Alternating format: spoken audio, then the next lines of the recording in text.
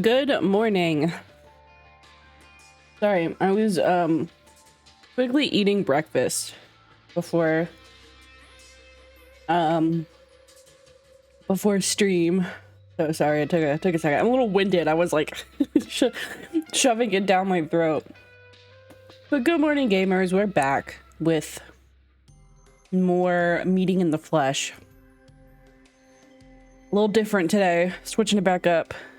Yeah, that's right. You heard me. You heard me. Let me open my energy drink. Yeah, it's a fun little activity, a little Saturday morning activity, you know.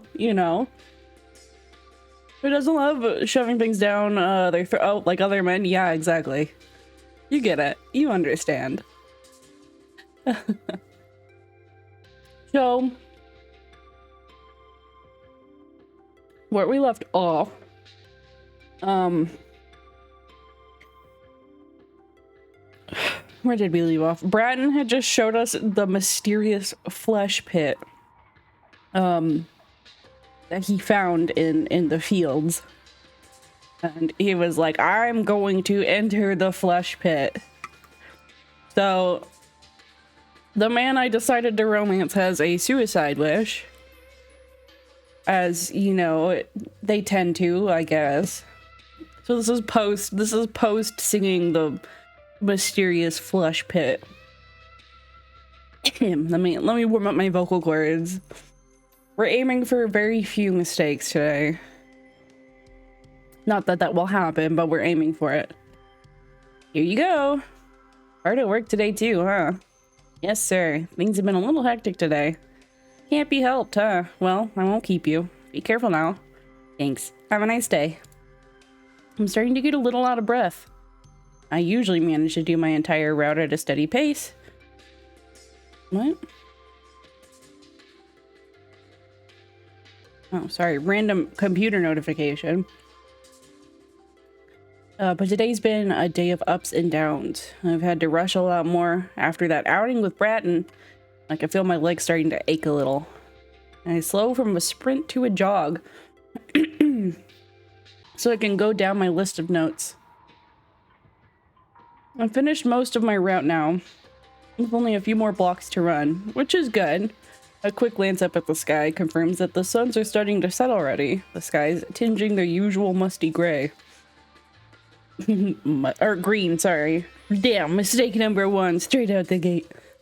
It's starting to get late, which means I'm cutting it a little close. The palpable tension in the air has been rising all day, too. There are more people hanging around the streets than usual, some rowdy and causing trouble, others pressed together in quiet intimacy. Ooh. I turn the corner to take a shortcut down a street and find my foot splashing into a puddle of red. The metallic stench that lingers in the air is unmistakable, and it's cut through with the signature sting of salt. No doubt the remnants of a punishment salt bath. Ugh. Or multiple salt baths, possibly. The metal tubs used for salt baths tend to leave behind dark rings of moisture on the ground. There are 3 circles overlapping each other. You can't tell if it's the result of one tub being jostled around or multiple tubs used in quick succession. I move quickly past the site, both because I can't afford to loiter, but also because the combined smell of blood and salt is making me hungry. I haven't had the chance to take a break or eat anything today. I risk a brief glance back as I head down the street. I left behind a trail of dark footprints radiating out of the pool of blood, but fading with each step until they vanish, right? Okay, of course, absolutely normal. The puddle of blood is still there, and will seep into the ground eventually, leaving a dark stain for a while. Kind of like the eclipse, huh? A big happening that will leave an impression for quite a while. Not a very poetic person. I feel a little smug for thinking of comparison like that, but I can't spare too much time to self-congratulatory nonsense. I drag my thoughts away from that drying puddle of blood and look back towards the street. Have a nice day, Vil. Thanks, you too. Time's getting awfully tight, but I should be able to finish my route on time if I keep up this pace. And I make the mistake of breathing a quiet sigh of relief to myself as I dash past a block of closed storefronts, closed for eclipse. and round a corner quickly enough that my claws skid on the ground. I almost slam right into the bustling crowd that's loitering around, breathing in huge lungfuls of sweet, honey-scented air. What's going on? It's never usually this crowded. Sorry, excuse me. Passing through. Sorry, I have to get through here. I gingerly squeeze past a crowd of people. It turns out these people have formed a line that trails out of Nyarg's bee store. But the line has grown tangled and messy as it trails out into the street. Getting past them is a struggle, and more than a few people shoot me dirty looks that I have to pacify by shifting the bundle on my shoulders and clarifying that I'm here just to make a delivery. Most grumble but grudgingly let me through. A few clusters of people block my path near the entrance, and I wait for a few people to finish their business and exit so I can slip in as the next customers enter. I check over my bundle while waiting, peeking through the folds of fabric to check how many more deliveries I have to make, although I lose count when I'm distracted by a conversation going on nearby. We've seen them before. I think they were... they were outside previously, like the day before. I'm glad your Discord server doesn't have a quotes channel. Is that a thing that most people have?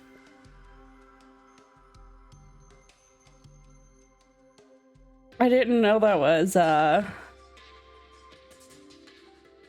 commonplace. You've heard the rumors about the guy running the store, right? Oh, I haven't. What do they say about him? They say this guy sucks energy out of other people. I roll my eyes while my head's ducked. I haven't heard these rumors myself, but it sounds silly. I've never heard of anyone eating anything other than water and salt with additives, much less sucking the energy out of other people. I roll my eyes while my... Oh, I already read that. No way, that's so creepy. Right? But it makes sense, doesn't it? With how gruff this guy usually is. Yeah. He always feels kind of off, you know? Maybe that's why he has the store, you know, to lure in victims. The two of them laugh raucously.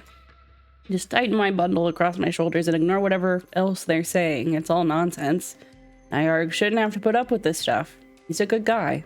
Hopefully these idiots won't actually say this stuff to his face. Fortunately, a small cluster of excited customers exit the store the next moment, and I take the chance to slip inside, murmuring that I'm just here to make a delivery and I'll be out soon. Inside the store, I manage to weave my way past the crowds of people looking at bees and find Nyarg near the back of the store, where he mans the counter. All of his tentacles are hard at work managing 6 different tasks at once, and his teeth are bared as he breathes in deep, rasping puffs. He must be stressed. Hey, Nyarg.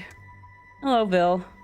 He doesn't even turn my way, not that I can blame him. He's busy dealing with a customer on one side, packing up a bottle of honey with one set of tentacles and soothing an agitated bee with 2 others.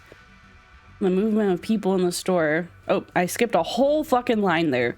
The smell of honey in the air is almost dizzying, stirred up by the constant movement of people in the store. I can't help but take in a deep breath before busying myself and undoing my bundle. Busy day today, huh? Sure is. His tentacles swiftly wrap a bottle of honey in fabric, then tie a piece of twine into a bow to secure it.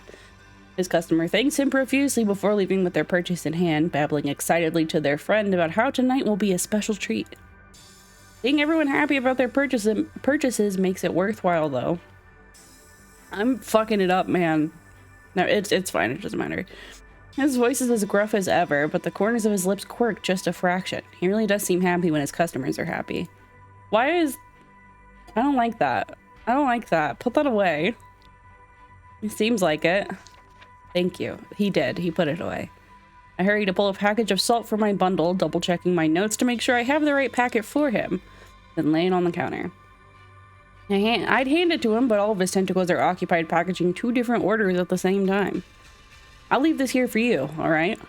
With how busy the store is, it would probably be best if I don't take up too much of Nyarg's time. I give a little nod and turn to leave when the touch of a tentacle against my shoulder stops me. Vil. He sounds serious. He always sounds a little serious, of course, but this feels different. Yes? There's a pause. Nyark's tentacles never stop moving, neatly processing and wrapping orders for customers standing on the other side of the counter.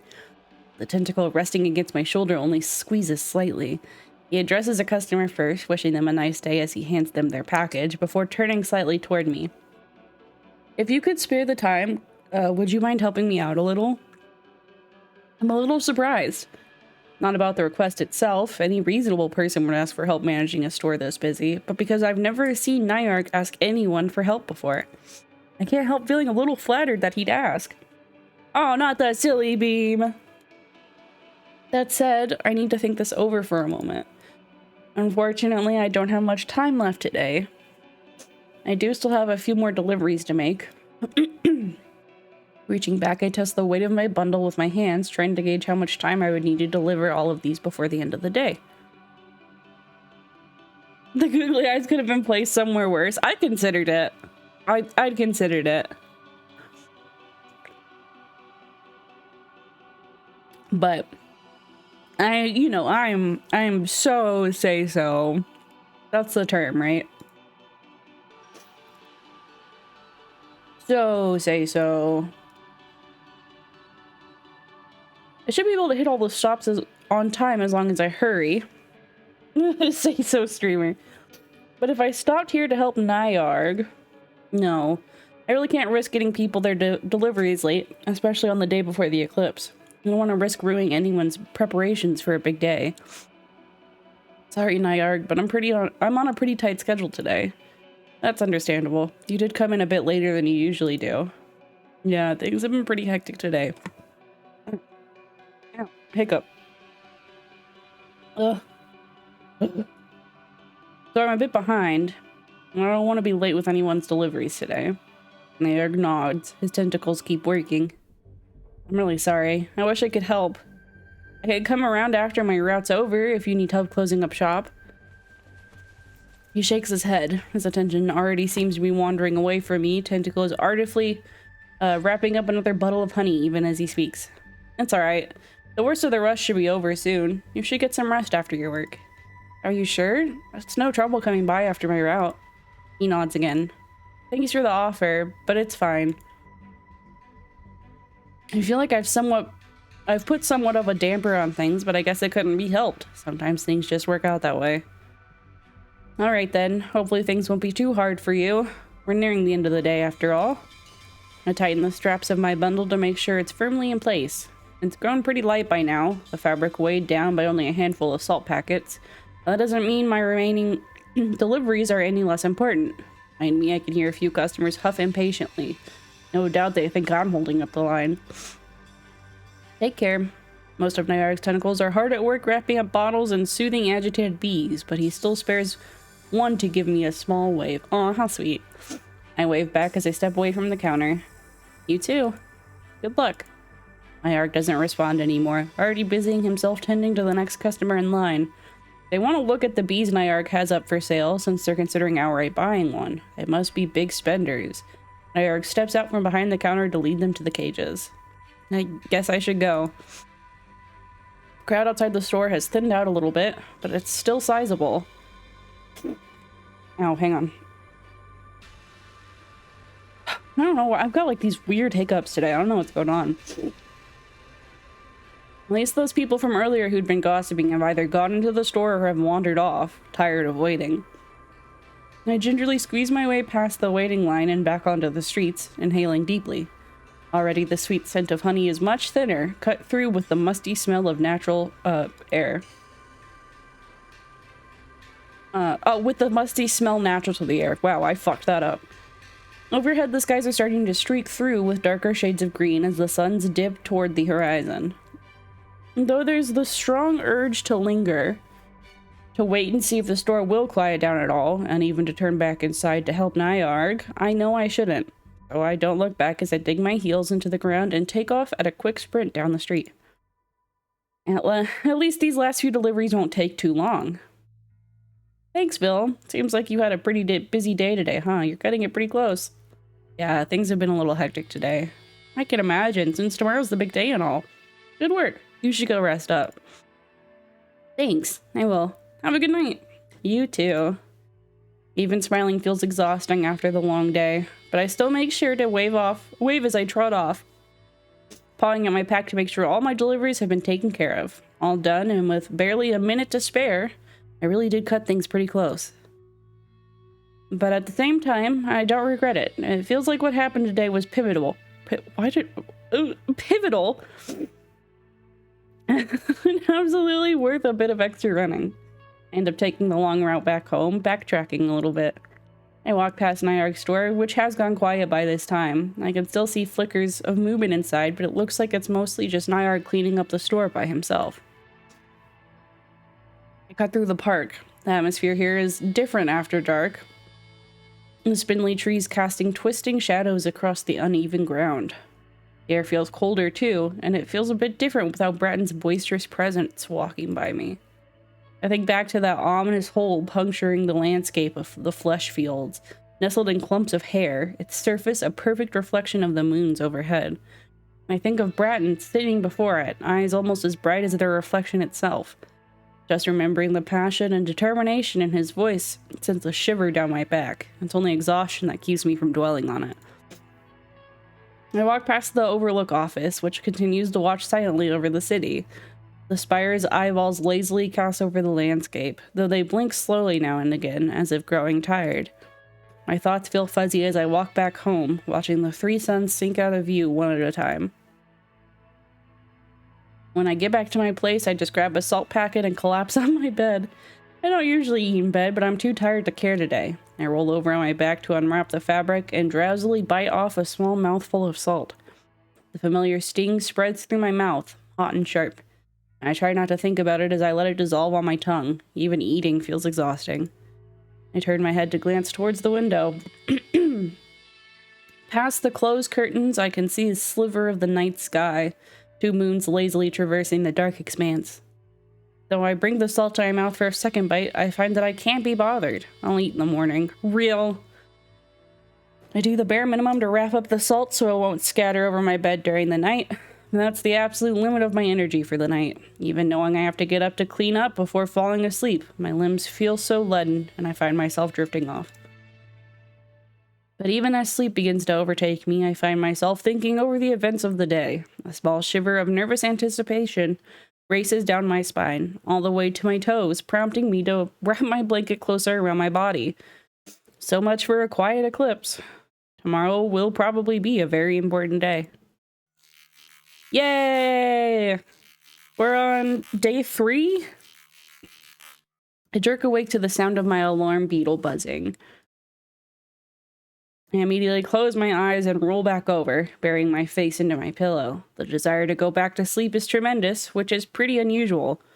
I almost never had trouble waking up in the morning, but my limbs still hurt a little bit after all the sprinting yesterday. My thoughts immediately snap to the sight of that strange hole in the flesh fields, Bratton sitting before it, and that certainly wakes me up. I jolt upright in an instant, my drowsiness dissipating like so much smoke. What, so is he doing it today? I'm confused. I don't remember him saying he was doing it today.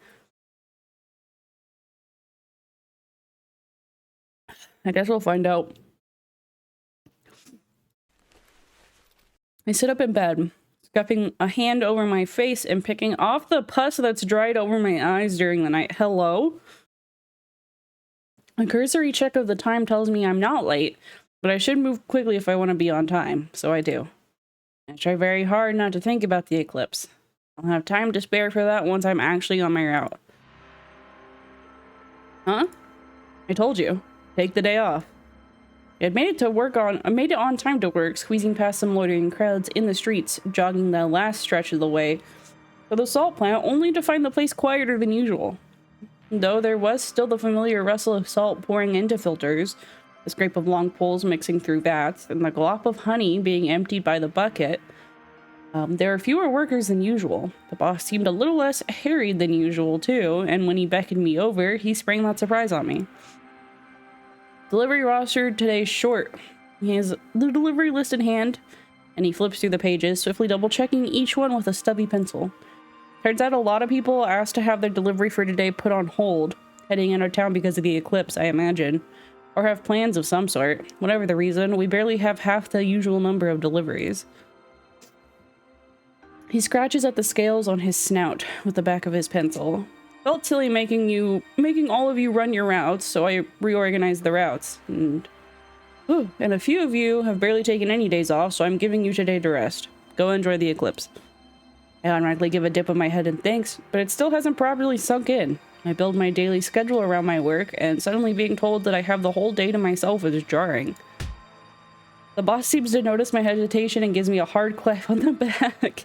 Even if it was meant playfully, he's a strong guy, and that casual whap is almost enough to bowl me over. He laughs as I wheeze. Go on, Git. You're young. Go do something fun. You deserve it. You're sure there isn't anything I should be doing? You doubting me? No, sir. Leaving the salt plant empty-handed so early in the day feels profoundly weird. I'm not quite sure what to do with my hands as I head towards the door. It's almost a relief when the boss calls me right before I reach the door. Right, Bill. Hold on a second. Yes, boss? He tromps over, digging through the pocket of his apron and pulling out a few scraps of paper. He returns most of them to his pocket, but holds one out to me. Some big guy came earlier and gave me this. Said it's for you. A big guy? Yeah. Big and furry. Lots of teeth. Probably Bratton. I take the piece of paper, smiling to myself a bit at the frayed edges and the haphazard way it's been folded. Unfolding it reveals a short message written in Bratton's messy scrawl. Hey, Vil, I want to talk to you about you-know-what, so can you come by the park when you have time? Thanks. This is Bratton. It's so like him to call it the you-know-what. I smile to myself as I fold the note back up and tuck it in my pocket. Something wrong? No, nothing's wrong. Just seems like he wants to talk to me about something. The boss nods, hands still settled on his waist. Hey, boss. Yeah? What are you going to be doing during the eclipse? He smiles, the mask straining to stay in place on his snout. I can almost picture all his teeth he's showing. The boss doesn't often smile, but when he does, it's very kind, so it's a pity the mask is in the way. I'll be watching the eclipse with my partners while we enjoy a packet of mercury salt together. Oh my god, we love a polyamorous king. Mercury salt. That's right. He gives a proud huff, arms across over his chest. Jin thought it was extravagant, but I know Dirth loves it, so I went for it. As if I'll let this special day go without doing something nice for the loves of my life. Aww. How cute. That sounds really nice. I hope you have a nice evening. We will. So you should. Oh, so you should too. Shit, my bad. I was like, what? What does that mean? Wish the boss a good day and leave soon afterwards. I don't want to delay him any further when there's still work to do. Hopefully he and everyone else at the plant will be able to finish up quickly and enjoy the rest of their days. Though I do still feel some guilt about taking off by myself when everyone else is working hard, I also don't want to waste the time that was kindly given to me. Standing out in the streets, I watch people go by for a few minutes. It's actually not as crowded as I feared it would be. No doubt a lot of people are traveling or are really holed up with people important to them. Far down the street, I can see what looks like a small brawl. I guess that might also be something important to the people involved, but I do hope it doesn't last too long. It would be awful to spend the eclipse day at a salt bath. Man, I'm stumbling over everything. I'm gonna take a second. I need a drink anyway. It's kind of hard to find like a comfortable spot to stop and take a drink while reading aloud. Like, how do people do this regularly?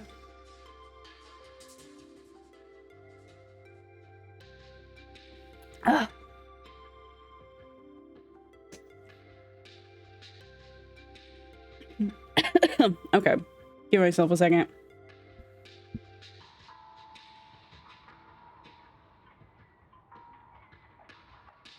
Okay.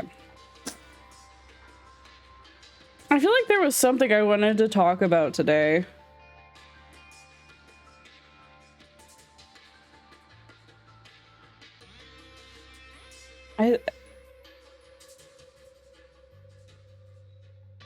It's like escaping me. I feel like there was definitely something I wanted to say. Oh well. Guess that wasn't that important. Tugging my cloak closer around myself, I inhale deeply. The air feels electric, stinging at my nose. Alright. I guess I should be moving. I take my time heading to the park. Going there at such a leisurely pace is an unfamiliar experience, but not a bad one. Not at all. I inhale deeply when the greenery starts to loom ahead. There's a fresh, snappy quality to the air that chases away any lethargy with an undercut of sweet, damp earth. I don't see Bratton anywhere, but I did get here awfully early. He might not have been expecting me to get here earlier than later in the afternoon. Get here until later in the afternoon. Oh my god, dude, I'm just like making up sentences as I go. It's fine. It's fine. But that's fine. I don't mind spending some time in the park. The earth underfoot is pleasantly damp, squishing slightly under my weight as I walk a short way down the main path. The chittering of insects and rustling of leaves is soothing. I stop to sit down on a stump, closing my eyes as I listen to the far-off sound of a crow. Shouting of a crow, whatever. Of course, my thoughts drift to the hole in the flesh field, well, naturally. I take my time heading to the... Oh, okay, never mind. The mirrored abyss full of mystery. The hole that Bratton is planning on disappearing into today. Okay, so it is today. Bratton will probably slip into another world today and never come back. Hey, Bill. Bratton swoops in out of nowhere, arms squeezing around me in a giant warm hug. You got here fast. I must have been awfully absorbed in my thoughts since I didn't even hear his footsteps approaching. I let Bratton heft me to my feet, giving his arms a small pat.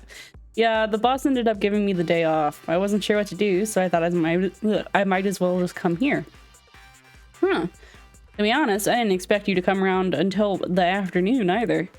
Bratton shifts his weight from one foot to the other, fidgeting. He seems restless, like he's waiting to bring something up, but isn't sure of the right timing for it.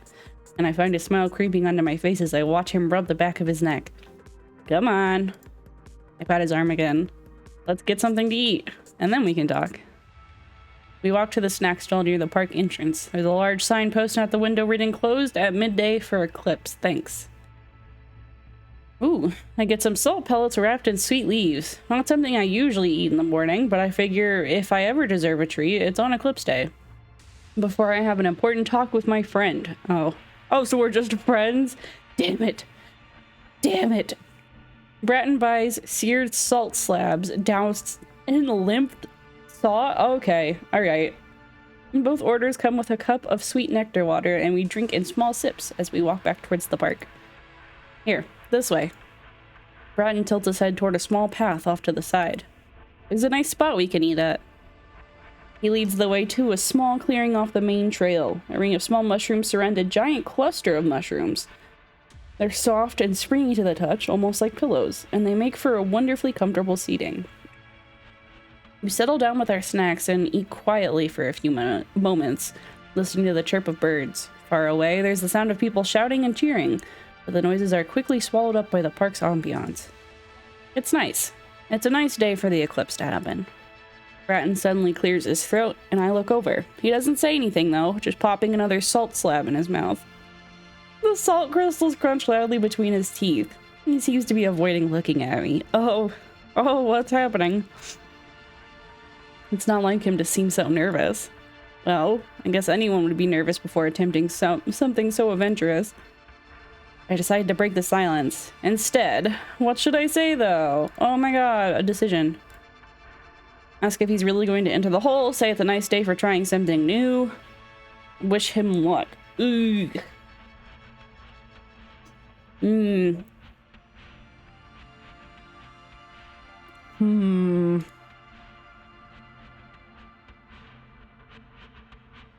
I don't know what to do here, actually.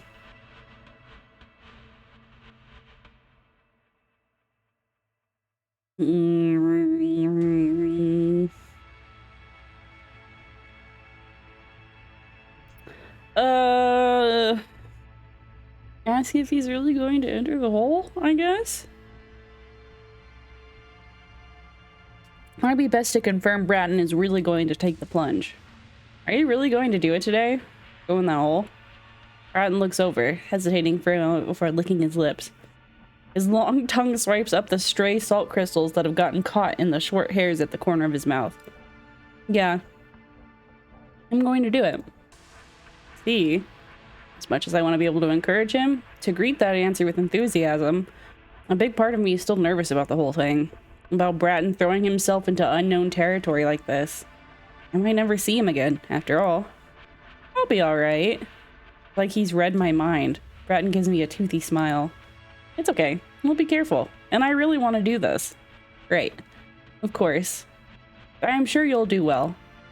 I eat a few of my salt pellets. The sharp sting of salt cuts nicely through the cloying sweetness of the leaves, making for a really tasty snack. It's been a while since I've had these, and they're tastier than I remember. Pop another one in my mouth before holding out a few for Bratton to take. Do you want some? Hey, Vil? There's a sudden gravity to Bratton's voice, and I automatically pull back my hand. Yeah? Would you go in the hole with me? That certainly catches me off guard, but not necessarily in a bad way, I guess. It's just surprising. You want me to go in there with you? Yeah. I put the salt pellets back in their container, absently licking my hand clean. Then I stare off into the greenery surrounding us. A crow in a nearby tree has been staring at us, I realize.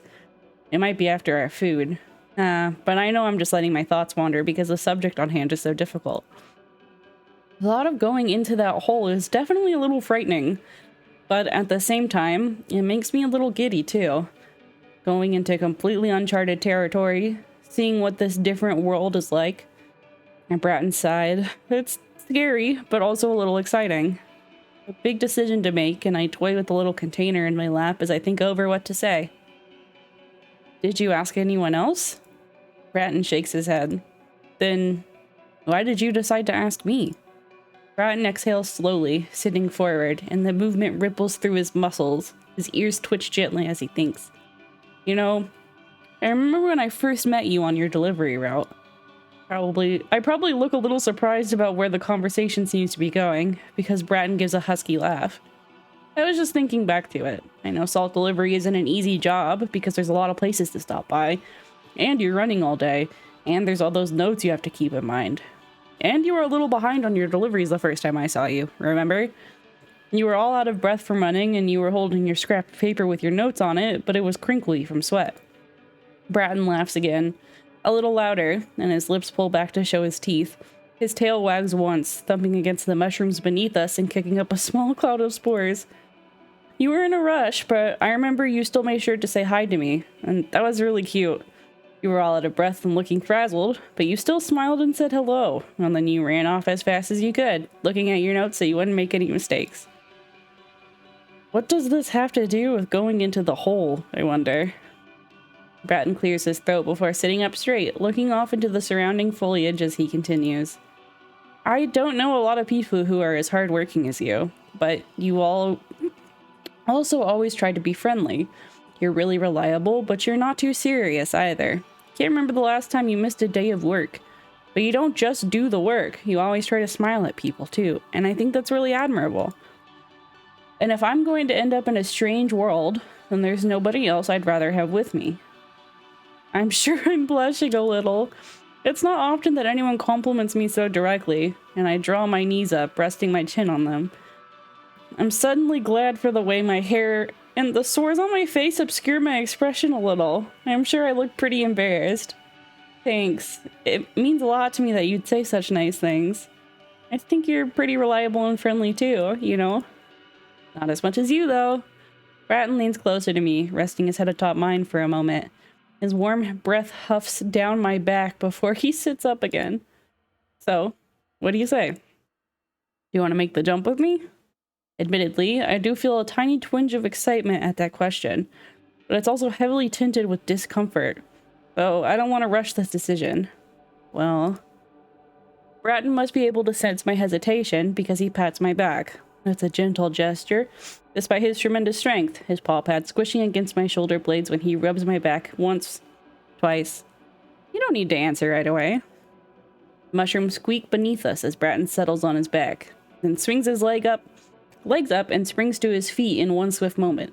A sprinkling of mushroom spores swirl around him as he offers a hand to me to help me to my feet. I accept it. You have any other plans for today? I think for a moment. Not really. Then do you want to kill a little time together until the eclipse? I could show you around a bit. I bet I know lots of weird places you've never stumbled across before. Though Bratton starts to add something more, he changes his mind at the last moment and only gives me a big grin. I feel like what we went on and said was something along the lines of, after all, I won't be here anymore after today. Regardless of what I decide to do, today will probably be the last time I get to spend any time with Bratton. How could I possibly turn you down? I give Bratton a smile back and his tail wags furiously. Ugh, that's so sad. I'm obviously going to say yes though. If I get the option, I'm going in the hole. What's that? Oh wait, I know what I need.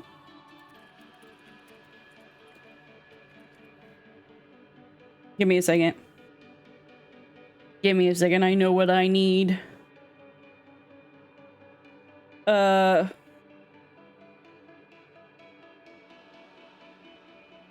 Bear with me. Stand by. All for the bit. All for the bit.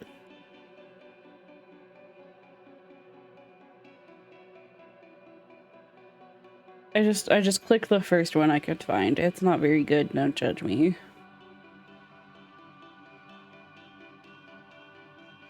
Where is it? There it is. Perfect. Magnificent. Okay, now we're all good. He holds my hand as we walk towards the park's side entrance. Holy shit, Spooky, get it together. I think Bratton isn't doing it consciously, and I don't mind it, so I say nothing about it. I forgot about the caterpillar! Bratton's caterpillar is there, tied to a pole, chewing on a patch of grass near the entrance. It looks up with a squeal when we approach, strings of drool connecting from its mandibles to the blades of grass.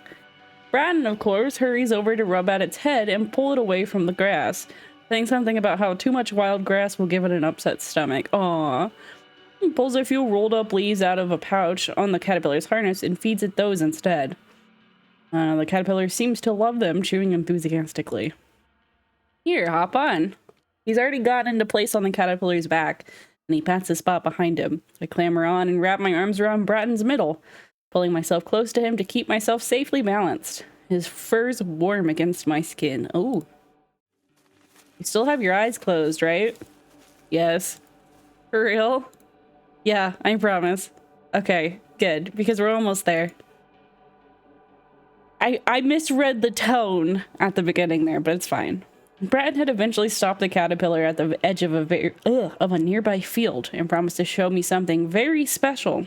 And while I didn't doubt him, he's leading me through what feels like a forest, and stepping over tree roots with my eyes closed is admittedly a little challenging. His fingers are firmly grasped around my hand, but they can't stop a particularly low-hanging branch from slapping me in the forehead. Oh, sorry. Here, let's do it like this. He lifts me up like I weigh nothing, one hand propping up my back and the other beneath the crook of my knees. Oh my god, bridal style. There, that should keep you safe. Oh, just like this art that I got. I forgot, that's what I wanted. I wanted to show, I got Spooky and House and art from my model mama. Let me show it. Let me show it. Give me a second.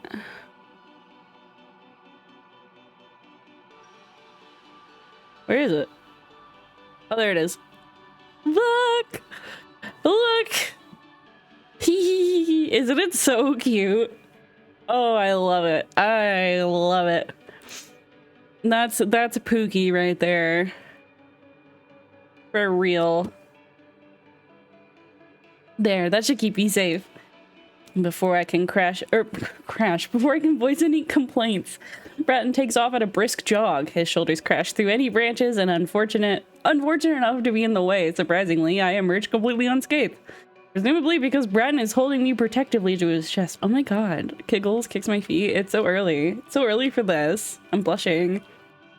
His footsteps thump easily off the dirt, traveling what sound like an ill-defined path through the woods until he finally comes to a stop. think I can hear water. And you can open your eyes now. Oh, wow. The exclamation leaves my lips before I can think to stop myself. We're standing in a small clearing, lit warmly by sunlight filtering through near translucent leaves. Birds trill overhead, calling to each other with noises I'm not familiar with the steady chirping of insects filling any gaps in their conversation. All set to the soothing backdrop of a waterfall churning into a small pond. The water is gorgeous, shimmering brightly in the sunlight like it's made of molten metals. I have to crouch at the water's edge to see that there's a reason why. Eyes? They're jelly worms! Looking closely, I can tell the water is flowing at a languid pace, thick and viscous with these worms. They lend the water a shimmery, almost gelatinous quality, causing it to lap up against the ground in thick blobs. I gingerly touch my fingers to the surface of the water, then quickly withdraw them. It's cold? Nice and cool, right? They're perfect for a sunny day like this. Without further ado, Bratton begins wading into the pool. The jelly worms and water swirl around his body. His body easily parts through them, leaving a hole that lingers for a split second before closing back up. Light bounces off the worms all around him, surrounding him in an almost blinding halo of light. Come on in, it feels great. Are we about to bone in this pool full of worms? Is that what because there's a oops. There's an adult content option that I have turned off for obvious reasons. Are we about to bone in a pool filled with worms? Bratton's teeth are bared in a huge smile. And it does look awfully fun in there, so I carefully remove my cloak, folding it roughly and draping it over a low-hanging tree branch. Then I jump in, run in, walk in. I don't want to jump in because what if I hurt the worms? What if I hurt the worms? But it's playful and cute.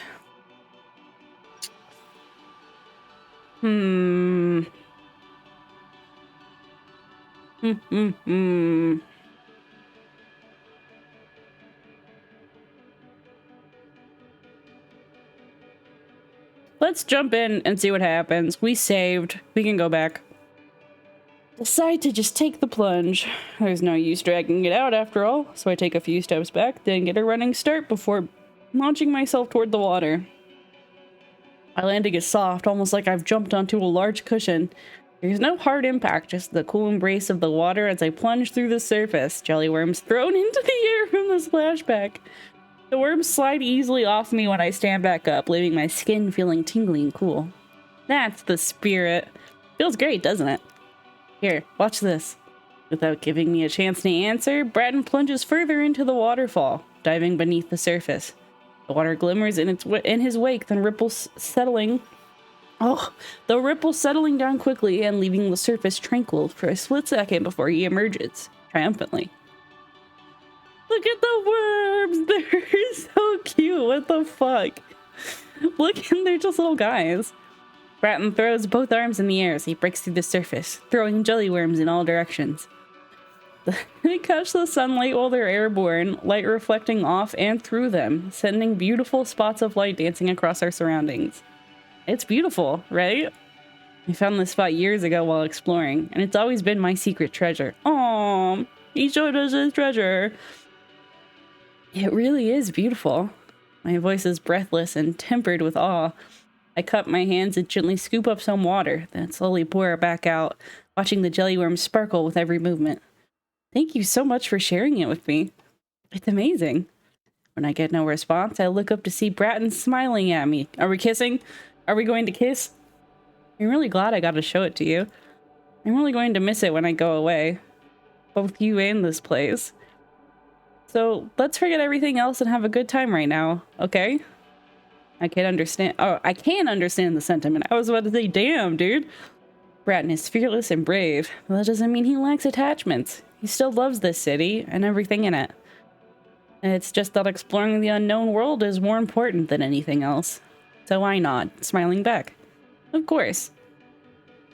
We end up spending a good few hours here in our own little world, surrounded by the lights of the jelly worms and the soothing chill of the water. The viscosity of the water and the density of the worms make it easy to float on the surface. And when I lie back and look at the sky, I can see the three suns slowly nearing each other. The moment I have to make my decision grows nearer, bit by bit. What are you going to do with her? When we're on our way back from the waterfall, passing by the park once more, when I realize that at some point, Bratton will have to leave behind the caterpillar we're riding. Bratton seems to have the same realization and looks down. The caterpillar continues steadily forward in little lurches, carrying us without complaint, but it slows to a stop when Bratton gives it a double pat on the back. Actually, let's walk from here. I climb down without complaint, but give Bratton a curious look, and he grins. I want to save her energy if I can. I'll take her to the hole, but let her go afterwards. She's used to the route we always go, so she'll know to return to the Salt Scouts' corral when it starts getting dark. And there's a pause before he adds, looking a little awkward. I mean, I guess you might need her too, after the eclipse, if you have to head back. There's an unspoken tension in the air. Bratton hasn't asked me that very important question yet, and I'm not sure how I'd answer either. So I only give a small nod. That's fine. I think walking would be nice. I give the caterpillar a small rub down a segment of its back, and I can feel the shift of muscles beneath its skin. Great. The weather's decent today, but the sun's not too hot, so it should be a nice walk. Be a nice walk. Come on, this way. No, the flesh fields! The walk through the flesh fields takes a while, but that's fine. We still have plenty of time before the eclipse. The skin beneath our feet is pliant at spots, mushy patches of fat compressing under our weights. Ugh. Those areas are exhausting to get through, and Bratton periodically stops so I can catch my breath. Once or twice, he asked if I'd like him to carry me, but each time I say I appreciate the thought, but I'm fine. Just let him carry you, you coward. I don't want to wear him out when such a big moment is coming up soon. Okay, well, valid. I take back what I said. We talk about this and that as Bratton leads the way around big piles of gristle and bone. Poor rats peer at us from their holes, poking their noses out of holes burrowed into surrounding skin, where they never draw too close. I wonder if they, too, can feel that something unusual is about to happen. Do you think they know anything about the eclipse? Bratton's looking at a poor rat sunning itself out on a large tooth, and I grin. Maybe they also plan to do special things during the eclipse, who knows? Even with the long walk, we reach the hole with a little time to spare. Bratton loops the caterpillar's harness over a craggy chunk of bone, then retrieves a visor from one of its pouches, slipping it on so he can squint it up toward the sun. Doesn't look like it'll be long before the eclipse. I nod and sit down next to the hole, looking over the mirror-slick surface. My reflection stares back at me. Ripples dance across its surface when Bratton takes a seat next to me, sending tremors through the surrounding skin and distorting our reflections until they blur together in one indistinct shape. For a long moment, he sits there in silence. I can hear his breaths moving through his barrel chest, exhaling in long huffs. I can tell he's about to speak when his next breath comes a little shorter. I look over just as he opens his mouth. Bill, will you come with me? Just hearing that question sends a thrill racing through my chest, my heart beating rapid drumbeat against my ribcage. Yes, the answer is yes. I'm gonna say yes. There's a clear gravity in Bratton's voice. I know I shouldn't answer this question easily. It's a big decision to make. I turn away as I organize my thoughts because I know looking at Bratton in the eye right now will just scatter my thoughts. Every breath I take feels hot and heavy in my throat, and I clench my hands tight. I thought I'd need longer to deliberate, but it feels like part of me was just waiting for this moment to talk. The words leave my mouth one by one, quiet but firm, and I hear my own voice cut through the ambience of the flesh fields. I will. Oh, that's what we look like? I want to go with you. I said it, and I immediately know it was the right thing to say. I exhale sharply, feeling a tingle of euphoria work its way down my spine. So I repeat myself. I want to go through that hole with you. Yeah, let's go! Bratton stares at me for a moment. I almost wonder if he didn't hear me, but just as I start to repeat myself, he whoops. There's no warning before he grabs me up in his arms and twirls in a circle, swinging me around like a toy. A little disorienting, but he stops quickly enough, instead pulling me close to his chest and squeezing me tight. Aww. The warmth of his fur envelops me like a blanket of soft fluff laid over taut muscle as he nuzzles the crook of my neck. I'm so glad, Vil. He squeezes me even tighter, just enough to make the air escape my lungs in a wheeze, then gently puts me down. He bends over a little as he puts me down so he can look me in the eye. I'm so happy. I'm really, really happy you're willing to go with me. Thank you so much, Vil. I've never heard Bratton sounding so sincere. Not that Bratton is ever insincere, but he's always been so confident and playful, like a gale whipping through a forest. But now, there's a clear gravity to his words, and I can feel the way he's practically vibrating with true joy. It makes my chest feel tight to know my answer was able to make him so happy, and I lean forward to bump foreheads with him. Me too, Bratton. I'm excited to do this with you. I'm really happy you asked me to join you. Bratton laughs softly, the sound rumbling up from the pit of his stomach to growl past his teeth, and he nuzzles my head, puffing out a warm breath through my hair. Is this where we kiss? Are we smooching or not? What's happening? We stay like that for a few long moments before the sound of scrabbling in the distance catches our attention. The noise turns out to be a small group of poor rats scratching around near a cluster of small teeth, probably in search of food. We catch each other's gaze and laugh. Hey, come on, let's sit down. He looks up, holding his visor before his eyes as he squints toward the sky. It looks like there's still some time left before the eclipse, so let's rest until then. How about over there? I point toward a large, unbroken tooth near the hole, its base surrounded by flecks of fat and scraggles of hair. Sounds good. Ugh, the imagery, man. Bratton helps me clamber up the tooth, then climbs up himself, sitting next to me. Together, we stare out at the flesh fields, listening to a hot breeze whistle across the flat terrain. And as the immaculate rush of excitement settles down a touch, I find my thoughts growing crowded. Do you think I should leave a note behind or something? Huh? For my boss and neighbors to find. They have no idea what I'm doing, after all. I think they might be worried if I suddenly vanished. Yeah, you're right. Hold on a moment. Bratton hops off the tooth and goes back to his caterpillar, and watches he rummages through the pouches on its back, then fondly gives it a rub on the head. The caterpillar's mandibles shift. It seems to have been chewing on a clump of hair. Okay. Bratton returns with a map and a pencil, presenting them to me proudly as he hops back onto the tooth. Here, you can leave a note on this. It's normally so we can note down where we find salt pools or find dangerous spots. But I don't have anything else to write notes on, and maybe it'll seem more mysterious if we leave your note on a map and don't actually write down where we're going. He's still thinking of dramatics even as we near the pivotal moment. I give a wry smile as I accept the pencil. Thanks. I'll make sure I don't leave any clues behind. Don't worry about it. You should write what you need to. I don't want you to feel bad about leaving people in the dark. I nod as I put the pencil to paper. But Bratton's concerns are unnecessary. I already have a good idea of what I want to write. I keep it fairly short and simple. It's not like I'm a particularly eloquent person anyway. I've taken this chance to go traveling. I'm not sure where I'm going, and I don't know if and when I'll return, but I'm very excited. Sorry for leaving so suddenly. I hope everyone will be well. My thoughts are always with you. Thank you for the time we spent together. Vil. I'm done. Already? I'd expected Bratton to be reading over my shoulder, but he seems to have resisted the temptation. Yeah. I wanted it to be simple, and I wouldn't really know what to say if I made it any longer. Bratton gives a thoughtful huff, the breath ruffling the longer, fluffier tufts of hair on his chest. It's an endearing sight, and I grin at him before sliding off the tooth and stepping toward the caterpillar. I'll tuck it into her harness, okay? Yep, someone will find it then.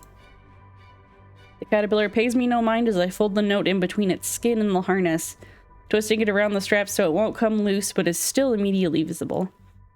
Bratton is staring off across the flesh fields when I clamber back up onto the tooth. When I sit close to him, he heaves a quiet sigh and wraps an arm around my shoulders, pulling me closer so I lean on him. Aww. It's warm and comfortable like this, the fluff of Bratton's fur guarding against the periodic breeze that whips across the flesh fields. And we talk. Not about anything in particular, but today might be the last day we spend here with this place that we're so familiar with, so we can't help but reminiscing. Oh, I need a drink, hang on.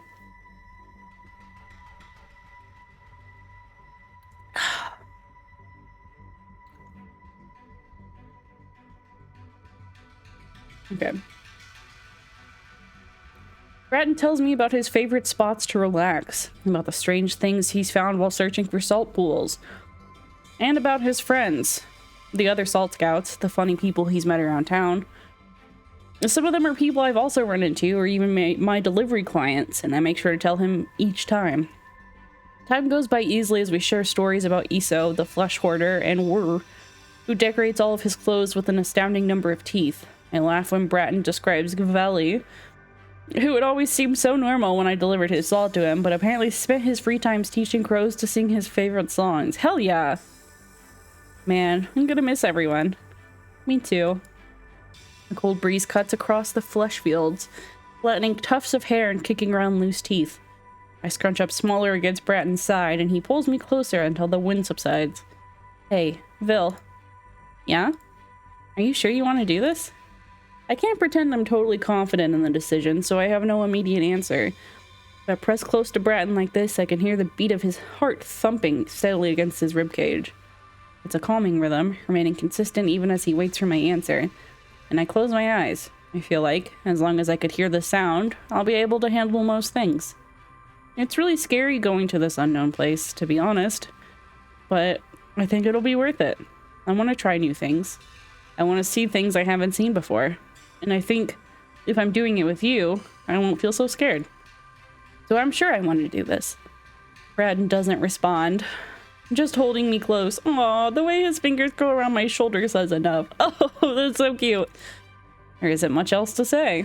We sit quietly for a long time, watching the scenery of the flesh fields. A few clouds drift lazily overhead, but the skies are otherwise clear.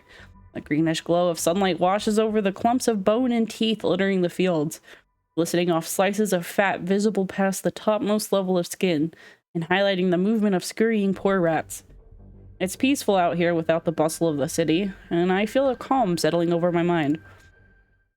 It's only when Bratton gives me a jostle that I snap back to my thoughts. It's here. The eclipse is coming.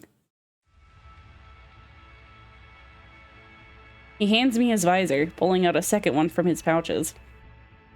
He's better prepared than I expected. Donning the visors, we look up toward the sky and watch as the moon begins to encroach upon the sun's shape. The dark shadows begin to eat away at the sun's outline, first on one side, then also at the other. A strange quiet begins settling over the flesh fields, and when I look down, I can see several poor rats frozen in place. They're also staring upwards, no doubt startled by the way the skies are suddenly starting to go dark. The way their noses twitch is kinda cute, and I smile as I also look back upwards. I wonder if Bratton and I also look so dumbfounded. Though my view is slightly marred by stray clouds, it's still impossible to miss the way the sun's light is starting to be carved away. Ooh. There's a strange electricity in the air as the skies continue to darken. Next to me, I can hear Bratton's pulse quicken a touch, a deep breath echoing through his chest. His hand squeezes tighter at my shoulder for a moment as the moon continues to eat away at the sun's light. They move along their paths with no hesitation, steadily crawling forward, bit by bit. The flesh fields naturally quiet, or the flesh fields feel unnaturally quiet, as if even the breeze and the different animals have been arrested by this strange sight. Closing my eyes for a moment, I think I can hear the rush of my own blood in my veins. When I open them back up, it almost feels like night. Ooh, I really like the painterly style of the backgrounds. The skies are peppered with dark smudges of cloud, lit up only by a sliver of light that fights past the shadow of the moon. Even as we watch, the moon continues along its respective paths, slowly consuming the sun's shape. The sickle-shaped slice of sunlight grows slimmer and slimmer, petering out to a bright glare at one corner. After a few moments, that too dims, as if fighting for its life. Time seems to stand still when it fades, leaving only a perfect circle of a white stamped in the sky like a sigil. I find my breath coming short, hands gripping tight at Bratton's. Oh, and I give a small jump when Bratton whispers, "It's time. Let's do it." Now? My voice also comes out as a whisper. Feels oddly hard to speak, the air heavy and tense, like something monstrous is bearing down on us. The uncanny darkness makes the flesh fields feel all the more terrifying, but beautiful, and I shiver slightly as Bratton pulls away to slip off the tooth. His feet pad quietly against the ground. It's so quiet I can hear the squelch of fat and fluids underfoot. Ugh. Yeah, now. He holds his hand out for me to take, and I do so. I slip off the tooth. I look back up. The eclipse is still at its peak, sunlight reduced to a faint glimmer that barely lights our surroundings. We need to hurry. The surface of the hole is almost black in the ambience, fucking Jesus, absence of sunlight. Our movement sends ripples dancing across the surface, needle-thin layers of light sliding across that mirror slick before dissipating. The abyss feels all the more intimidating in the silent, oppressive atmosphere of the eclipse. A nervous shiver prickles down my spine, and I reflexively press closer to Bratton's side. His arm winds around my shoulder, but when I look up, he's staring intensely at the hole. Ready? His words are exhaled breathily, barely above a whisper. Though my thoughts instantly flash to everything I'm leaving behind by entering this hole. My home, the boss, all of my clients, my familiar surroundings, and everything else I've ever known. I don't give it a second thought before nodding. Ready. Already, the eclipse's apex has passed. A glimmer of light glares across the whole surface as the sun begins to emerge from behind the moon's shadow. And Bratton grabs me up in his arms. His grip is tight, but surprisingly tender, holding me close to his chest without suffocating me. The warmth of his fur surrounds me like a heavy blanket, with only a small touch of cold when his nose brushes against my ear. Aw. Let's go. I barely have the chance to close my eyes and nod in response to those low words before Bratton throws himself and me in his arms into the hole. There's barely a splash. The substance in the pool accepts us with no resistance at all. The surface of the pool closing up over our heads in near silence. And it drags us in deeper and deeper. There's a strange suction clawing us deeper into the hole's belly. A force heavier than any gravity that drags us relentlessly downward. Though I'd reflexively held my breath, it isn't long before my lungs feel tight, and when I finally open my mouth in a deep gasp, the surrounding fluid pours into me, instantly replacing the remaining air in my lungs. There's no feeling of panic, no sensation of drowning, just the sense of something drastically different surging through my airway and filling my chest. When I open my eyes, the first thing I see is a blurry shadow at the edge of my the edge of my vision slowly melting away. God.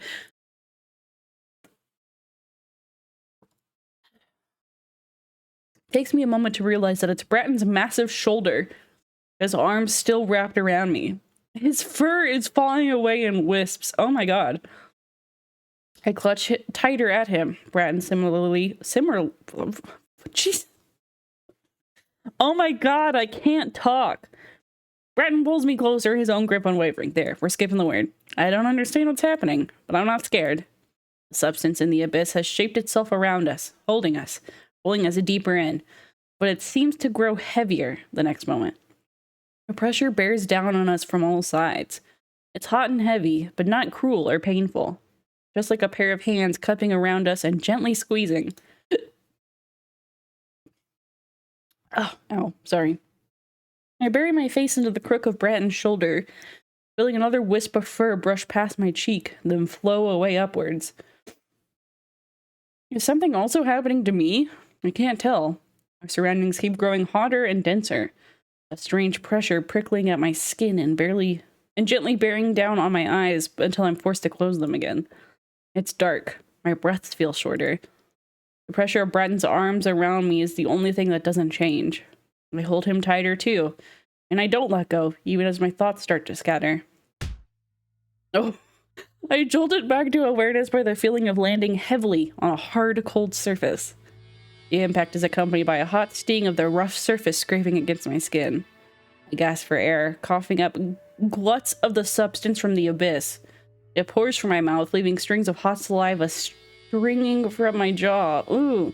And each breath of air I gulp down feels far too crisp against my tongue. My mouth feels sensitive and empty, like my teeth have shrunk. Not just my teeth. My body as a whole feels oddly dense, like my skin's tightened too much and shrunk down my frame, compacting my limbs down to half their normal length. I finally managed to crack my eyes open a touch. My eyelids feel heavy. It's a struggle to process what I'm seeing. Barren streets stretch before me, flanked on either side by buildings completely devoid of life. Their surfaces sport only cold rock and glass, lacking any veins of flesh or stretches of skin. Though a few colorful signs break the monotonous stretch of gray, and I can see the movement of a few people far in the distance. It's an otherwise cold and unwelcoming landscape. I rub at my eyes to make sure I'm not seeing wrong. Oh, fuck, okay. I keep doing that. Every time it changes the scene, I'm assuming it's restarting the the text, but it's not. It never is. I'm not. Then I realize my hand too has changed. It's shrunk. My claws are gone, leaving only thin, flimsy nails in their place, and my fingers feel much smaller, weaker, and won't be able to run like I usually do with my grip weakened like this. Maybe I've changed, just like Bratton lost his fur while we were sinking through the hole. So I was right. My suspicion was correct. They're just, like, human now. Bratton. Alarmed, I look around for Bratton. He's nowhere to be seen. But I do quickly realize there's another person lying beside me.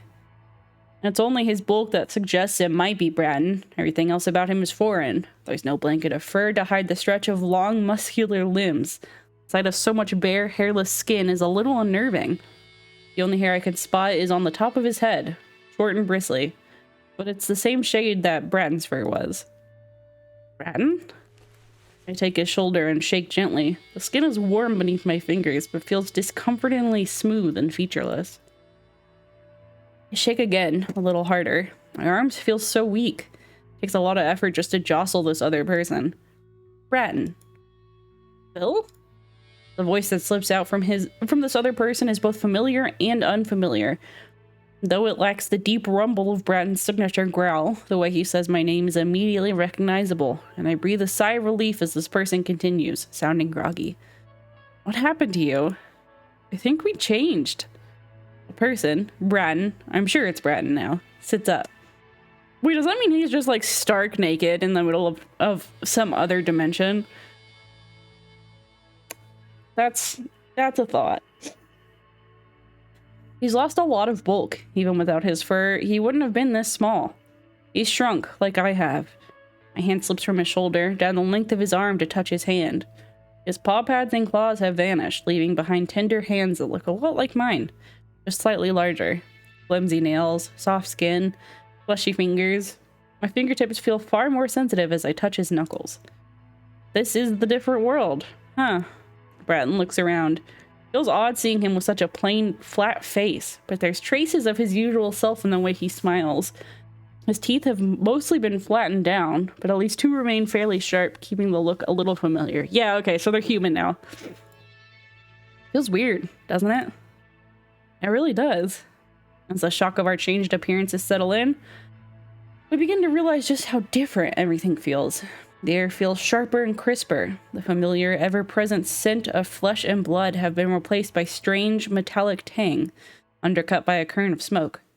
When I struggle upright, I'm sharply aware of how gritty the ground feels beneath my new soft feet. Hi, Kiji! I think we're nearing the end. The end of Meeting in the Flesh, Bratton edition. Bratton also stands, then shivers. It's cold. Have you always felt this cold? It must be a shock to suddenly be without fur. Thankfully, I still have my cloak, and we share it. The fabric is just enough to keep us warm and covered as we find shelter in what looks like a quiet alleyway, leaning against a wire fence and flanked on either side by cold, dry walls. We rest against each other. Though our new skins are strangely lacking in texture, they're highly pleasant to touch against each other, and we keep warm by staying huddled together under my cloak. Aw, I should probably be more scared, but I think as long as Bratton is here, we'll manage somehow. We end up resting there until the sun starts to come up.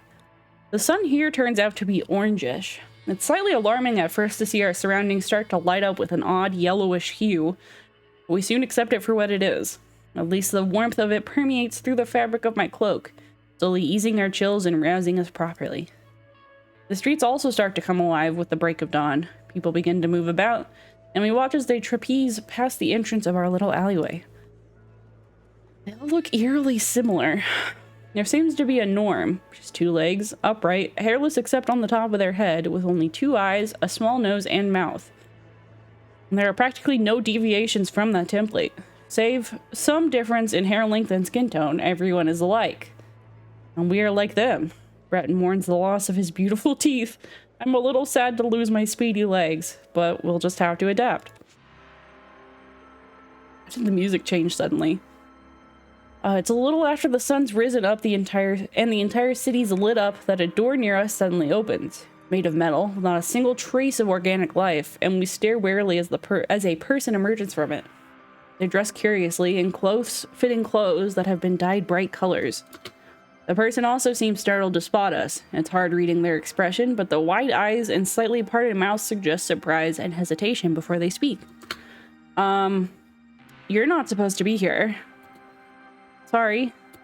I apologize, but I'm not sure what else to say, and I hesitate over my words. The stranger looks... Ugh, fuck, dude. Okay, restart. Stop. Maybe this is probably gonna be the last visual novel for a while. At least one with so much, text. Because, I'm getting overwhelmed, I'm realizing. Let me take a second.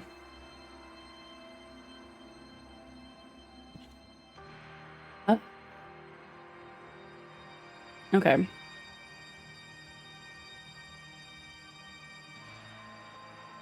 I apologize, but I'm not sure what else to say. As I hesitate over my words, the stranger looks at us over carefully. Are you okay? Why are you guys naked? I knew it. I fucking knew it. As Brad and I look uneasily at each other, the stranger sighs, then glances down the alleyway. He seems satisfied after a few moments, then beckons us towards the door. Come on, the manager isn't in yet. I'll call someone to pick you guys up if this was a prank or something. The person introduces himself as Dylan as he ushers us indoors. Then he asks us for a phone number, which we don't have, of course. After some hesitation, Bratton explains the situation.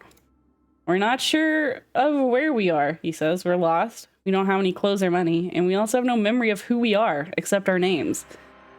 The last bit is a lie, but no doubt it'll go over better than saying we've come from a different world, one that looks completely different from this alien landscape. Bratton continues that we're sorry to bother him, but we aren't looking for trouble. We're not sure of exactly what to do, we just want to survive. Dylan rightfully gives us a long, suspicious look, but he also doesn't immediately question us or ask us to leave. He seems to deliberate for a long moment before giving a heavy sigh. Alright, you guys don't seem like you're high or whatever, so I'm going to have you wash dishes, alright? It takes us a few moments to understand what he means. It turns out the establishment is some sort of eatery, despite the lack of salt or honey. Dylan says he'll buy us some clothes and feed us so long as we repay the debt by helping him for the day. Otherwise, he says, I'm just going to have the cops deal with you. His generosity shocks us both. Bratton lunges across the table to give him a huge hug, which startles him. I opt for nodding enthusiastically and thanking him for his kindness, and promising that we'll both do our best. Dylan has us wait in the alleyway while he goes to purchase us some clothes, then returns and gives us a bagel sandwich. The texture of it is odd, crunchy on the outside, but strangely pillowy on the inside, with a layer of soft, squishy substances between the outer shells. It's a mix of flavors that neither of us are familiar with, rich and almost cloying, with only the faintest familiar sting of salt. It's good, and Dylan kindly gave it to us, despite us being strangers. As frightening as it is to end up in this barren, lifeless landscape, We might be able to manage if the people are still kind. Oh, honey. Oh, no. You lucked out. Of course, not everything works out so smoothly. Yeah, that's what I figured. We quickly learned that Dylan's kindness was unusual, and that we were fortunate to encounter him first upon arriving in this strange world. Without experience living in this strange world, and without an identity, Brad and I have to learn to adapt. We quickly learned to make up lies about our lives. We work menial jobs where the work is hard and the pay is barely adequate. I work as a dishwasher at a diner, and Brad works for a landscaping company cutting plants. Finding shelter is also difficult without money and without identities, and it's only thanks to the help of other people that we manage to survive. We sleep outside during warm nights and find shelter in a place called a church on rainy nights. The rain here is cold and water instead of blood, so we're grateful for shelter from the needling spray of water. Some people are cruel to us, but others are kind. Life is hard here, but not unbearable, especially because we have each other. Gasp! Oh my goodness, scandalous. We take comfort in each other's company more than anything. I doubt either of us could have survived without the other. No matter how exhausted we are in the evenings. Oh shit, fuck. Bratton is quick to smile and point out the things that went well that day. He talks about a new friend he made, or a friendly client who gave him water, or a small animal he got to share his food with. Aww. He points to the strange glowing bugs that light up the park when we're huddled together on a bench at night. Oh, the lightning bugs! He wraps his arms tight around me and says he's happy to have me at his side in this strange place. I always squeeze his hand when he says it and tell him I'm happy to be at his side too. Everything in this world is strange and foreign, but as long as we have each other, we can survive. Oh, even if our bodies are different, it takes us a while to fully accept that these are now our forms. It's strange at first exploring our bodies and really hey, what? Hello? And realizing how different we are now. Is this the part where we bone? Our skins feel restrictive at first, too tight around these bodies that are a little too small. Brad complains about feeling buried and bald with fur only at the top of his head. While I feel strangely stuffy, covered in this elastic layer dotted with hair. I'm accustomed to the chill of the air against the raw patches of my face, and several mornings, I wake up feeling like I've had fabric plastic to my face. Plastered. It always takes me a few moments of pawing at my face to remember that this is now my body. The extremities of these forms are also weaker than we're accustomed to. I don't know. I have the adult content turned off. So I guess it's possible. In private, Bratton and I make fun of our small hands and stubby feet. The lack of claws allows for little traction, and the soft skin of our palms and feet is vulnerable to scratches and friction. We have to learn to care for these tender forms, staying vigilant even about small injuries and patching them up frequently. Both Bratton and I are used to physical activity, so we're not used to struggling with anything physical. For the first time in our lives, we find ourselves struggling to move our bodies in the way we want. But these bodies aren't entirely awful, we eventually find out. Twitch will not notice it. Continue. Yeah, I won't get banned. Don't worry, guys. Oh, okay, now we're getting a little saucy. The first time Bratton runs his hand down my back, I feel a shiver ripple through my nerves. Oh my goodness. He buries his face into the curve between my neck and my shoulder oh my god, wait. It's 10:30 in the morning. Wait, calm down. And it's then that I realize this skin, while somewhat stifling, is also warm and sensitive in a way I've never felt before. Oh god. Okay, my fingertips especially are highly sensitive to the texture of Bratton's skin, dipping past little scars and pockmarks, running over the bumps of veins. Let my hand wander over Bratton's chest, marveling at the way I could feel his pulse so clearly without the heavy padding of fur. My fingertips graze up to his shoulders, down the length of his arm, and when I entwine my fingers with his, I can feel every shift of tendons beneath the thin skin there as he squeezes my hand back. Without words! We begin exploring each other's bodies. Okay, well, we're just getting right to it. Let's go. Let's go! Let's go! It's only natural. As the immediate worry of survival starts to abate, we find ourselves increasingly curious about the world and bodies we now live in. And learning more about each other in this way turns out to be very pleasant. I'm sure it did. I'm sure it did. Oh my god, why are they describing it? I feel like I'm reading smut on stream. Our fingers are the first step. Literally same. I also woke up an hour ago. Our fingers are the first step, devoid of any real claws and covered in the most sensitive skin. We take our time running them over each other's bodies. Oh my goodness. Bratton's nails scrape gently over my shoulder as he eases aside the neck of my shirt. Oh my god, hello? I don't feel like I should be reading this aloud. And then come lips, the only parts of our bodies anywhere near as sensitive as our fingertips. Oh, they're nothing like the lips either of us had in our previous bodies. Pink and soft and warm, covering only a blunt line of teeth. They're sensitive without being raw, easily molding together when we kiss. Oh my god. Yes. Get it. Kissing was something we might have found difficult in the past between Bratton's prominent fangs and the raw skin of my face. But in these bodies, it comes naturally to both of us. Aw, our first kiss is short and clumsy. We're so unused to the wet, intimate warmth of the gesture. Okay, you didn't have to use the word wet. Then we immediately do it again. Good for you guys. And again. Oh, hello. Even at his current form, Brad is strong. I hear the sudden ripping of fabric when he impatiently tries to tug aside the folds of my shirt. I feel like I shouldn't be reading this on Twitch. Then feel the fabric go limp against my body as Brad gives a frustrated huff. His breath grazes across my cheek and I laugh. Oh my god! Why am I blushing? This isn't happening to me. It's okay. We're not in any rush. Yeah, you tell him. I don't want to keep reading it. I'm too shy. I'm too shy to keep reading this. I always talk big game and then I get put in a position like this. I'm like, oh my god, giggles kicks my feet. Oh my god. Okay. He calms down a little as we undress, but I can tell he's still feeling impatient. As soon as I set aside my now ragged shirt, he nuzzles into the crook of my shoulder, lips pressing little spots of heat into my skin. Oh my god. The I Heart Whole shirt now feels very wrong. I feel the graze of teeth and flinch for a moment, instinctively steeling myself for the sharp poke of fangs, but only feel a slight pressure.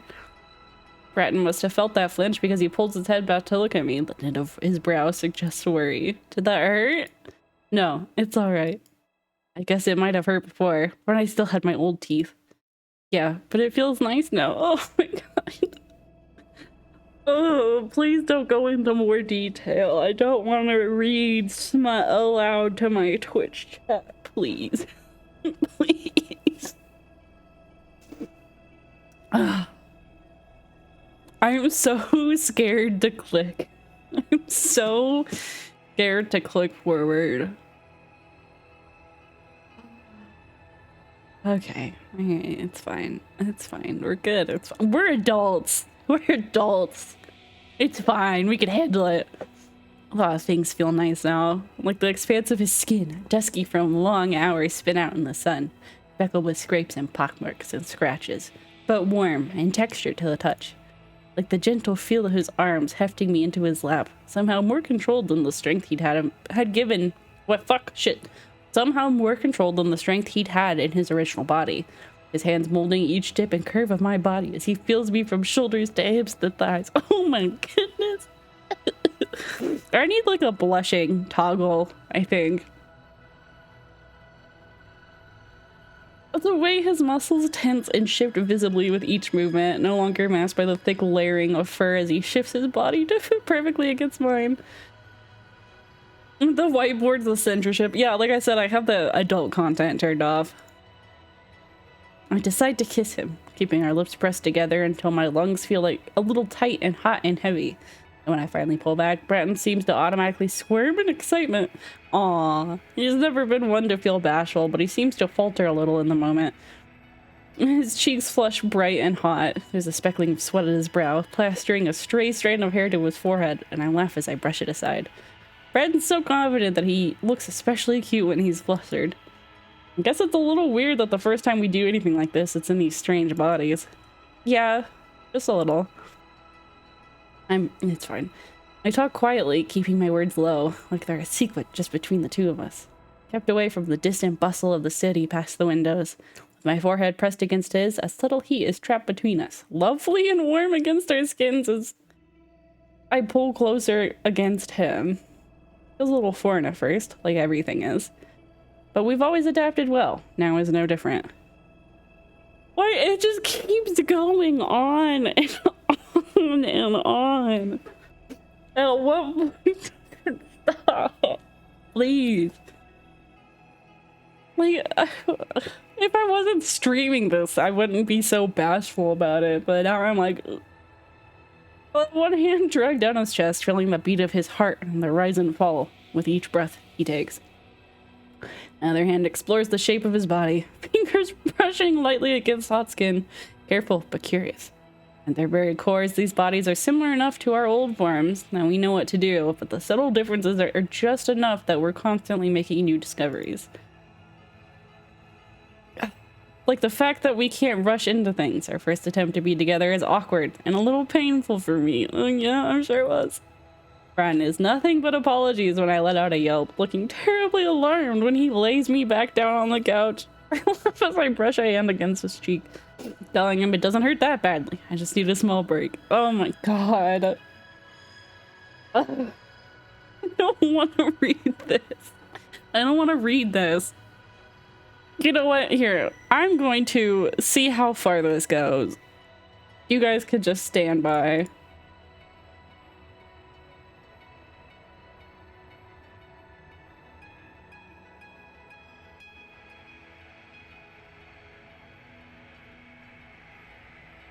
Yeah, this is just describing a sex scene. I don't want to read this out loud. Oh my god. Okay, I'll give you the long short of it. Right.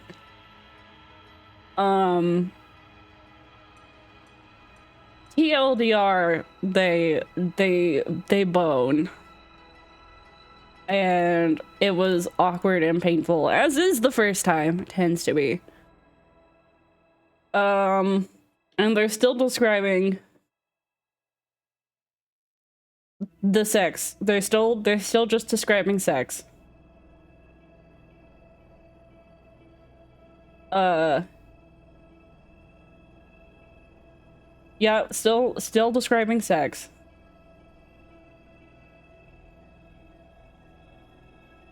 Oh, here I can show that.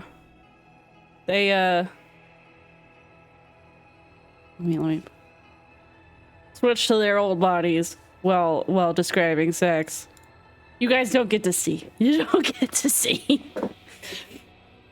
I low-key don't know if this is gonna get me banned, actually. I don't know what the full rules on. Even if it's like tastefully described, I'm not showing anything, but let's see.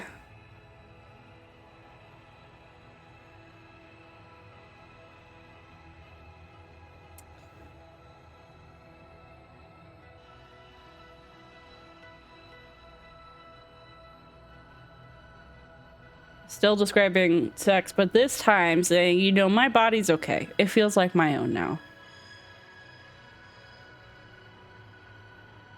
They're still boning.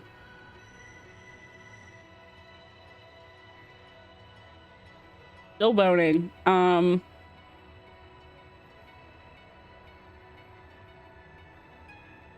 For something more explicit. Man, I don't know. I don't even know if I can put this VOD on YouTube. I don't know if I can. I don't know the rules. Okay.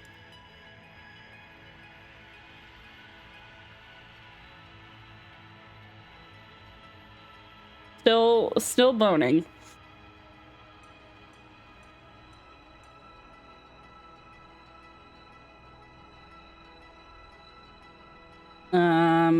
Okay, we're post boning now, I think.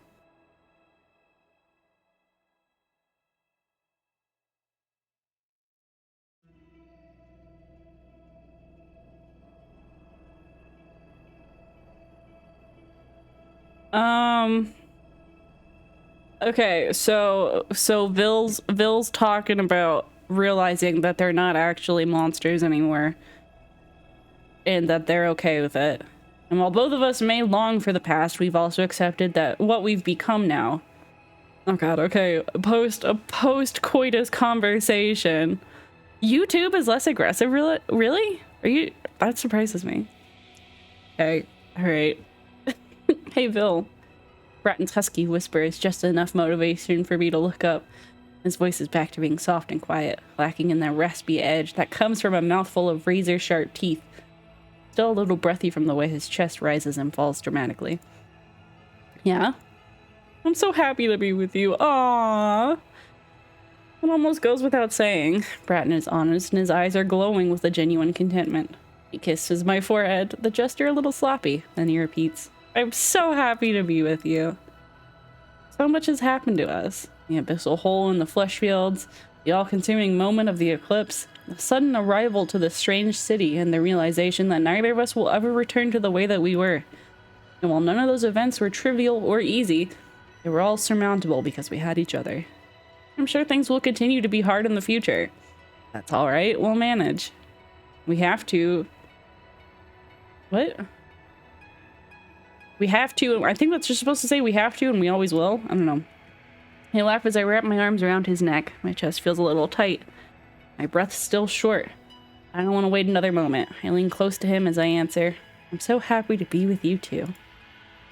Oh, despite putting me in an awkward situation of describing a sex scene out loud. That was cute. God.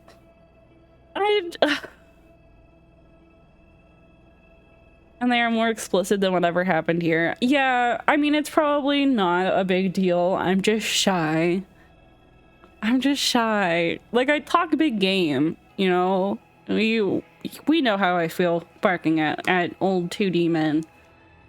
But then I actually get put in a position like this and I'm like extremely bashful and shy.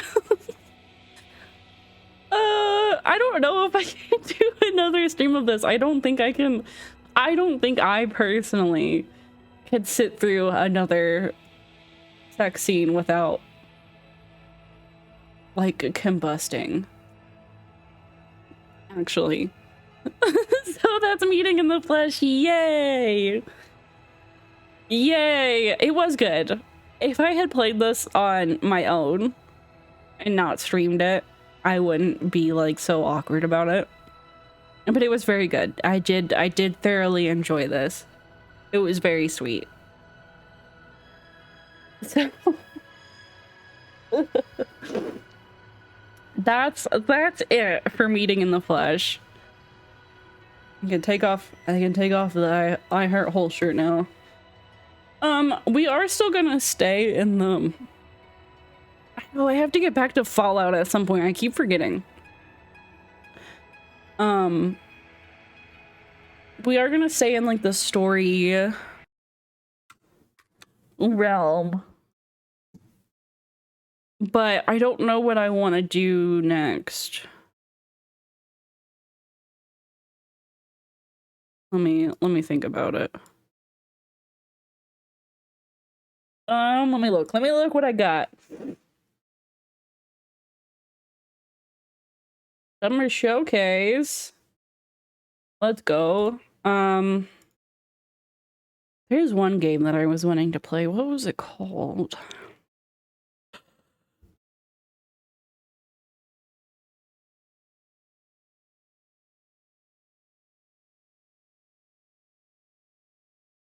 Yeah, no, I would have combusted. I'm like, I'm just very bashful. I'm sorry.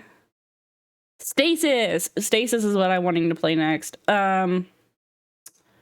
Very, very good game. Very good game. I am, however, uncertain if Puff's wanting to replay that soon, so it will depend on that. If not Stasis, we're gonna play Silvio, which is another game that I really enjoy. Let me download that right now, actually.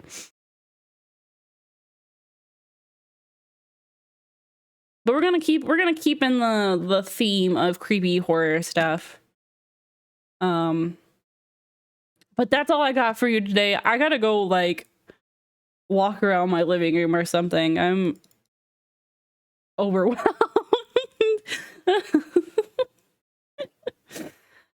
But that was Meeting in the Flesh. Yay! It's free on itch.io if you'd like to try it yourself. I know I said we were going to do all of the endings, but I am physically incapable. So I apologize. But thank you guys so much for coming and hanging out. It's always a pleasure. Remember to eat something, drink something, take your meds. I should take my meds. See, it's good. It's good to have a reminder. Let's take our meds together.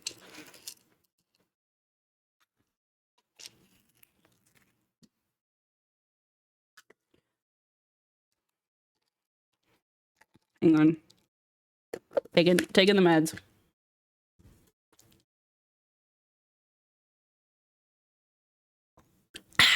So thank you guys so much for coming and hanging out. It's always great to see you. Thanks for sticking with me. I'm laying off of visual novels for a while. Every time I think it's gonna be like something creepy, it ends up just being horny. I'm not ready for it. I'm not ready for it anytime. Thank you. I hope you have a great day as well. I hope everyone has a wonderful weekend. I will see you, I'd assume, tomorrow. Maybe, oh, it just depends. I'll see you when I see you. I'm smooching you on the forehead. Have a great day, guys. Bye-bye!